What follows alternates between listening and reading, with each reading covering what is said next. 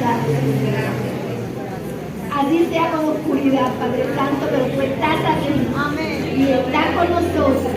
Y tú en esta noche vas a hablar por mi boca y vas a poner palabras en mi boca. Que no me equivoque, que no diga nada que te ofenda, Padre mío. Te lo pido en el nombre poderoso de Jesús. Alabado sea, Señor. Y gracias, Padre Celestial, le doy a mis pastores por esta oportunidad, Señor. Aleluya. En el nombre de Jesús, amén y amén. Vamos a buscar en Marcos.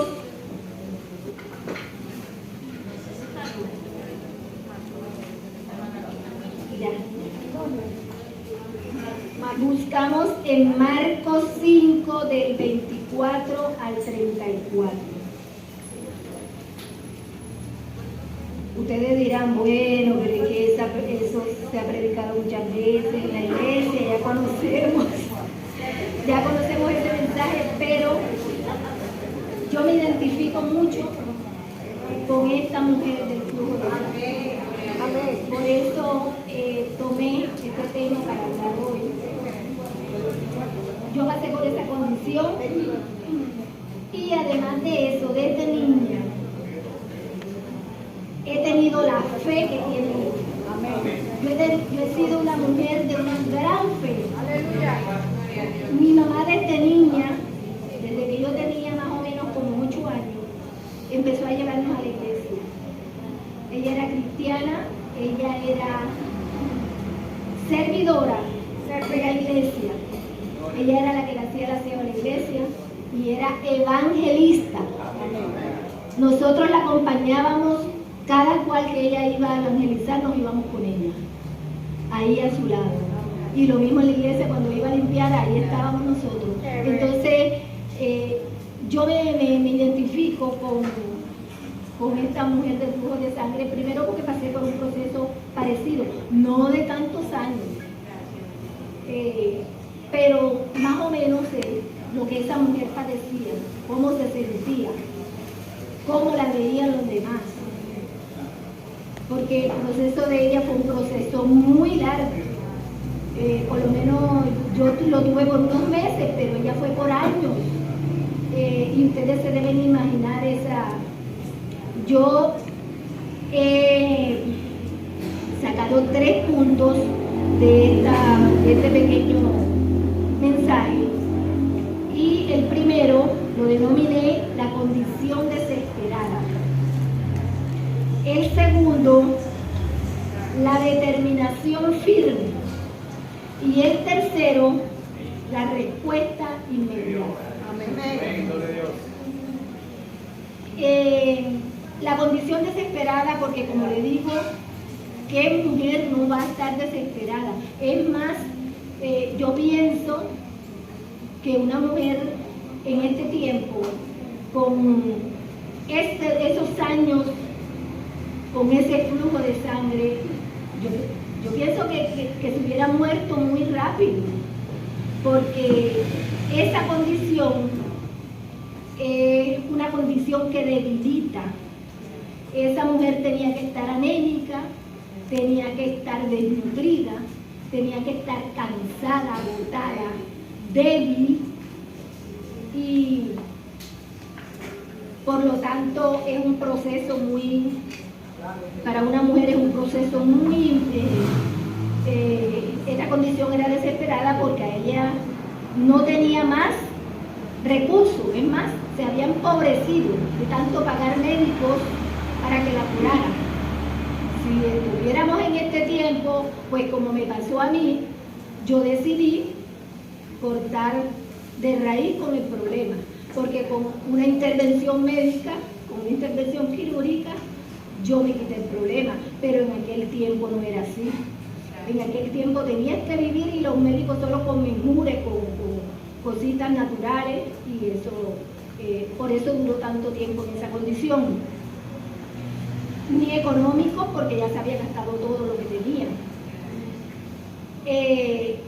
Espiritual, porque estaba vencida emocionalmente. Ella se sentía por el suelo, ella se sentía despreciada, ella se sentía alejada, es más, vivía alejada, porque la gente no la quería a su lado. Estar con un flujo de sangre constantemente implica mal olor, implica repulsión para los demás. El que está a tu lado siente el mal olor. Y nosotros mismos sabemos de que eso es así. Y además, débil y sin aliento físico. Tenía que estar agotada, esa mujer tenía que estar físicamente mal. No le quedaban fuerzas. Además, había un aislamiento ritual de la gente. La gente se apartaba de ella porque la consideraba impura, contagiosa. Entonces, ese es la condición desesperada que ella tenía. Llegamos al segundo punto, que es la condición, la determinación firme. La determinación firme. Su fe fue determinante, audaz, firme, como pocas. Ella tuvo la determinación cuando oyó hablar del Señor Jesús, aunque no lo conocía, porque ella estaba aislada, solamente oía los comentarios. Había un Mesías, un profeta que estaba haciendo milagros y que iba a pasar en esos días por esos lados. Ella tomó la determinación de ver si podía acercarse a él. Lo hizo no de frente, ella lo hizo a sus espaldas. Es más inocente porque pensaba que él no se iba a dar cuenta, pensaba que él no lo iba a notar. Y ella, como digo aquí, ella oyó de Jesús, ella fue a Jesús, fue valiente, rompió barreras, porque ella no se quería acercar a la gente porque sabían que si la veían y la conocían, la iban a rechazar, la iban a apartar. Entonces ella buscó de meterse por el piso para llegar a él. Y tocó su manto, hermanos. Yo por eso admiro y me llega a mi clase, porque ella solamente usó su mente, usó su fe, porque ella no se le fue a Jesús por delante, ella estaba en la parte de atrás. Y ella solo pensó y tuvo esa fe. Yo sé que si yo lo toco, yo voy a ser sana. No es que yo voy a tratar de tocarlo, yo sé que si lo toco voy a ser sana. Y no lo conocía, hermanos, apenas había oído hablar de él. No había visto lo que él hacía, las maravillas que él hacía, los milagros que él hacía. Solo oyó hablar y le puso esa fe a ese ser. Y el tercer punto es la respuesta inmediata. Ella tocó el manto de una forma diferente. Ella no lo tocó como lo estaban tocando los que estaban al lado de él. Ella tocó el manto con fe. Ella tocó el manto con conocimiento.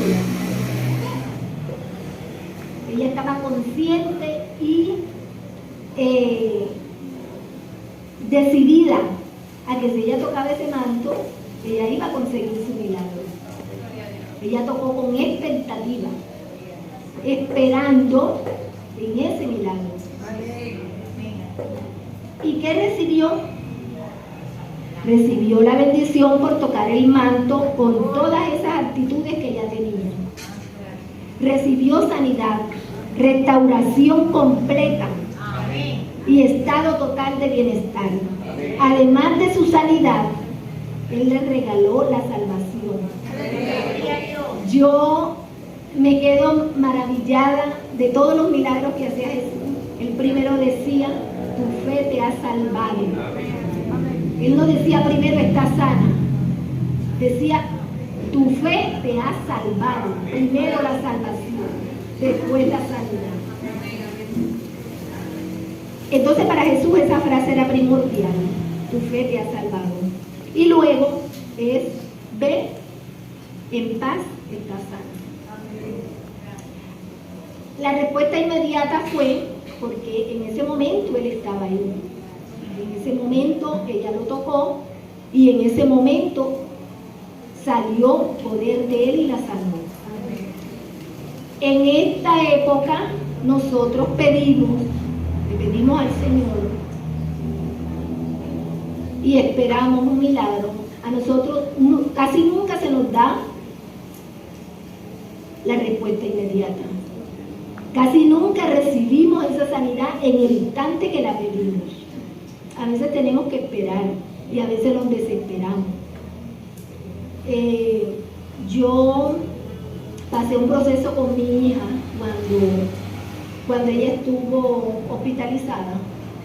Yo duré 2 meses con ella viviendo en ese hospital prácticamente. Pasaba todo el día y su hija pasaba en la noche. La última vez, cuando a ella la pasaron, se la llevaron para la UCI, en la noche cuando yo llegué a mi casa, en su congregación todo el mundo pedía por su sanidad. Los familiares de nosotros le pedían a Dios por su sanidad. Yo como madre le pedía a Dios por su sanidad. Pero eso no era lo que el Señor había dispuesto.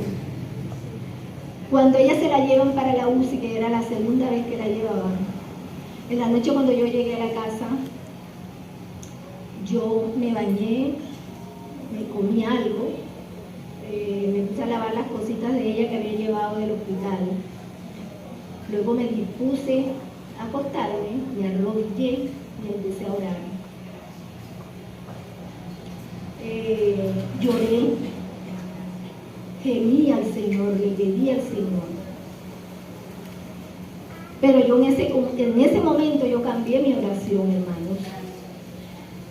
Yo primero le dije al Señor, si es tu voluntad, si tú lo vas a levantar de esa cama, hazlo, pero que sea ya. Porque ella es tu hija y ella te ama. Y no la vas a hacer seguir pasando por este sufrimiento si la vas a sanar. Pero si tú dispusiste otra cosa y te la vas a llevar contigo, también hazlo ya. Porque no tiene por qué sufrir si de todas maneras ya tú dispusiste que ella se va. Hermanos, y esa misma noche, en la madrugada, a mi hija le dio un paro y ella no volvió más. Los médicos trataron de reanimarla, pero ellos dicen, ella fue un paro y ella no reaccionó más. Ella no sufrió, ella murió. Y así lo dispuso él. A veces tenemos que cambiar la oración, porque no es lo que estamos pidiendo, es lo que él quiere. Amén.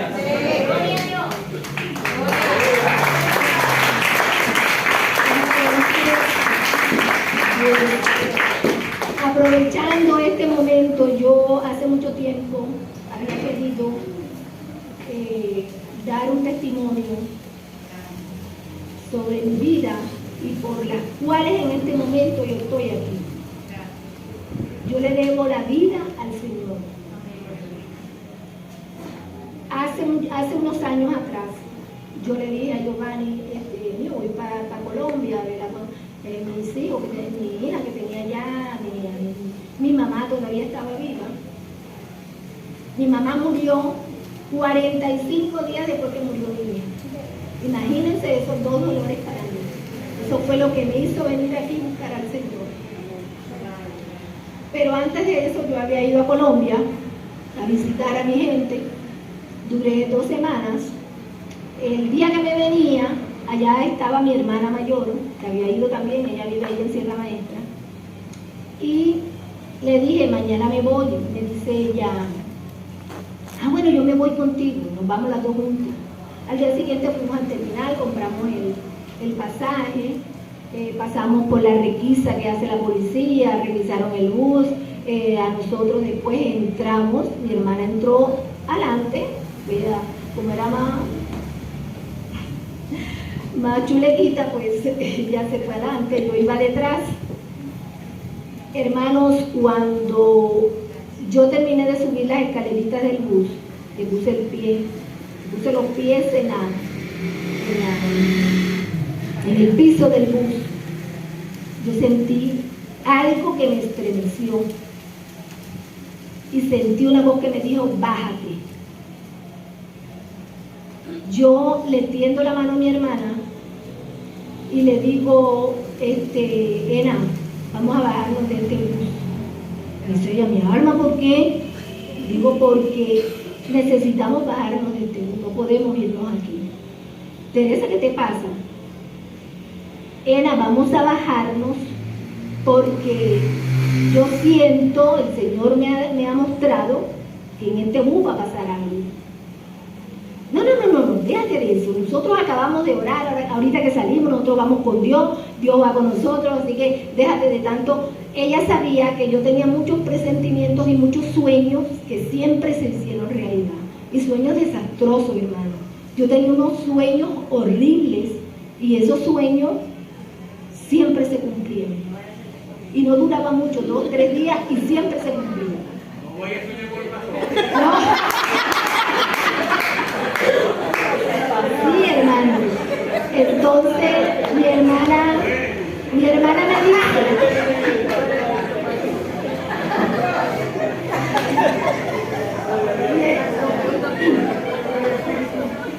me dice, no vas a empezar con tus presentimientos. Vámonos aquí, que yo no me voy a bajar de tu terror. Yo le decía, vamos a bajarnos. Vamos a obedecer, vamos a bajarnos porque yo sé que aquí va a pasar algo. Bueno, hermano, le hice caso, o sea, desobedecí la voz que oí y el presentimiento que tenía. Nos sentamos, pero desde que el bus salió de Cartagena, pasaron muchas cosas en el camino. El chofer paró 2 veces seguidas en un terreno donde eso era puro monte de este lado y oscuridad. Porque supuestamente el bus traía una falla, pero él lo apagaba hasta el aire acondicionado. Y nosotros empezamos a pelear, Señor, pero ¿cómo hace esto? ¿Qué quiere? Que nos atraque, que los mate. Bueno, total que llegamos a Barranquilla. Resulta que en Barranquilla hacen un cambio de chofer y nosotros ninguno nos dimos cuenta, o sea, los pasajeros no se dieron cuenta. Seguimos. Cuando faltaban 20 minutos para llegar a Riohacha, el chofer, todavía estaba oscuro porque era como las 4 y pico de la mañana, el chofer va por todo el centro de la carretera. A lo lejos, él ve una luz y trata de orillarse, porque él iba por el centro y se orilló a coger su carril. Hermanos, ustedes no me van a entender, pero ese carro era un volteo, una volqueta de esas que cargan atrás tierra y cosas. Eso venía tan duro que nosotros no nos dimos cuenta, o sea, en el lugar donde veníamos mi hermana y yo, que era al lado derecho del chofer, o sea, la parte contraria, tú sabes que hay 2 filas, una que viene detrás del chofer y otra que viene de este lado. Siempre he tenido la costumbre de sentarme del lado opuesto al chofer. Y en el centro del bus, nosotros no sentimos prácticamente nada. Pero cuando el camión pasó al lado del bus, lo tocó. El bus se desvió. Que si es de aquí para allá, vamos a tener al mar. Pero veníamos de regreso y nos tocó de este lado. El bus baja. Cuando el bus baja, hermanos, Imagínense la magnitud de ese accidente. Cuando el bus se desvía, se cae, ya el chofer había quedado muerto en la carretera. Y nadie se... O sea, nosotros no sentimos nada, prácticamente para lo que fue el accidente, mi hermana y yo no sentimos nada. Cuando el bus, la volqueta lo desvía, que baja, de este lado, del lado de atrás, de donde vengo yo, la parte de atrás, al último del bus, ahí se golpea el bus con una garita donde se estacionan los policías de carretera, pero eso está hecho de puro concreto. Ahí el bus se le arranca toda la parte de atrás. Ahí cae muerto el ayudante del chofer y un pasajero que venía durmiendo atrás. A todas estas, nosotros no sentimos eso así, o sea, con esa fuerza. Sí, con esa fuerza. Nosotros medio sentimos, nos pusimos a seguir peleando con el chofer. Señor, ¿qué le pasa? Ahora que vayamos a Maicao, vamos a llegar a Brasil y vamos a poner las quejas, nos vamos a quejar de usted, que no sé qué, vamos a ver que el pobre hombre ya estaba muerto. Detrás de él, en la silla de atrás, venía un niño como de 12 años. Ese niño, su mamá lo llamaba cada 20 minutos, cada media hora, para que le fuera diciendo por dónde iba, porque venía solo. Tenía como 12, 13 añitos el muchachito. Ese estaba detrás del chofer. Hermano, ese también quedó tirado. No se murió en el instante. Cuando nosotros nos bajan del bus, que vienen unos soldados, una cuadrilla de soldados que estaban ahí en el monte, oyeron el golpe. Nosotros no hemos oído golpe. Nosotros no sentimos nada, nosotras dos. Vienen los soldados, que ellos fueron los que nos sacaron del bus. El bus se veía lleno como de humo. Nosotros creíamos que era humo, pero no era humo, era la tierra blanca. Cuando él dio el frenazo, el bus se llenó de tierra y nosotros creíamos que era humo.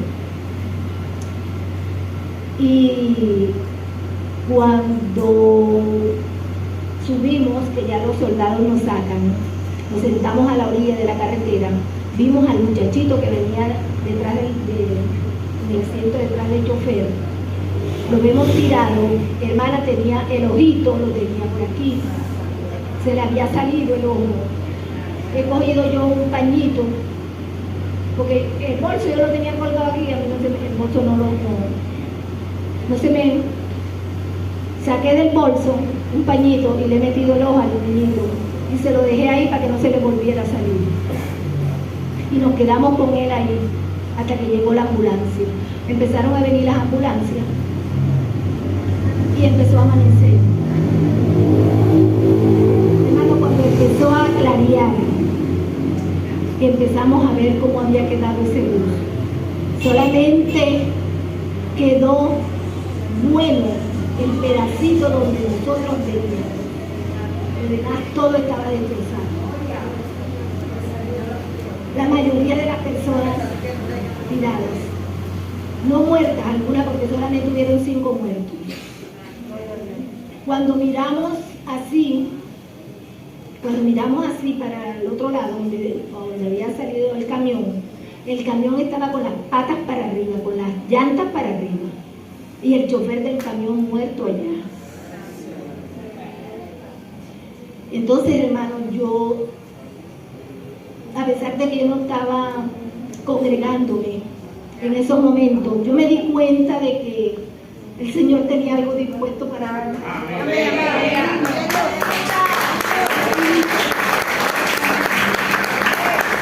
Y estoy casi segura que las personas que estaban alrededor de nosotros que se salvaron fue por nosotros.